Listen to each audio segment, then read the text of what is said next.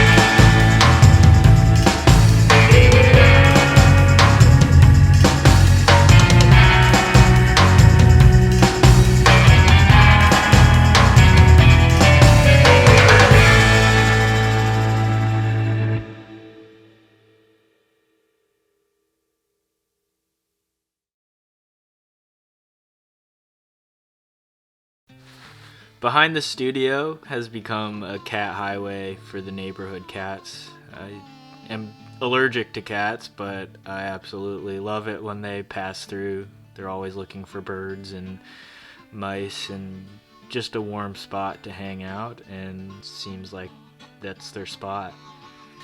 It was really important to me, after covering up all of the walls, to make sure that it still felt like the old building that it actually is. When my family restored the main house on the property, they took a lot of the framing out of the house so it could be more structurally sound, and we saved all of that. It's Doug fir from the 1800s, probably dating trees back to the 1700s, and that stuff has been sitting out on a rack that I built for years, and none of it's rotted yet, so I thought it would be perfect for this project.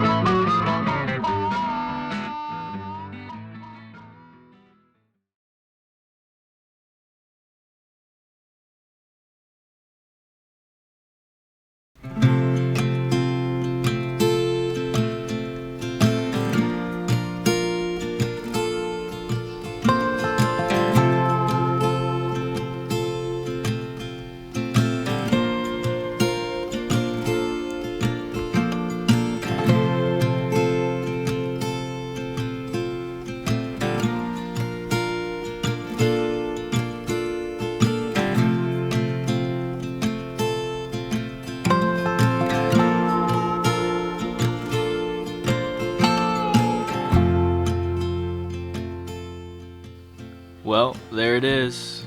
The shop's got walls, finally. OSB's not the most ideal material in the world, but I think with a coat of paint, it's gonna look amazing. I know for a fact it's a lot better than it was, and it's starting to really feel like the studio that I've always wanted it to be. I'm also really happy with how the old wood looks from the house. I know it doesn't look that good right now. OSB and old reclaimed lumber is quite a look, but give me a chance with it all painted white. I think it's gonna look amazing. I hope you guys are enjoying seeing this building come together. I know I am. And thanks again for watching. From here on out, every Thursday or Friday, I'm going to be posting videos, and I'm going to be getting back to some truck videos soon too, so stay tuned and look out for those.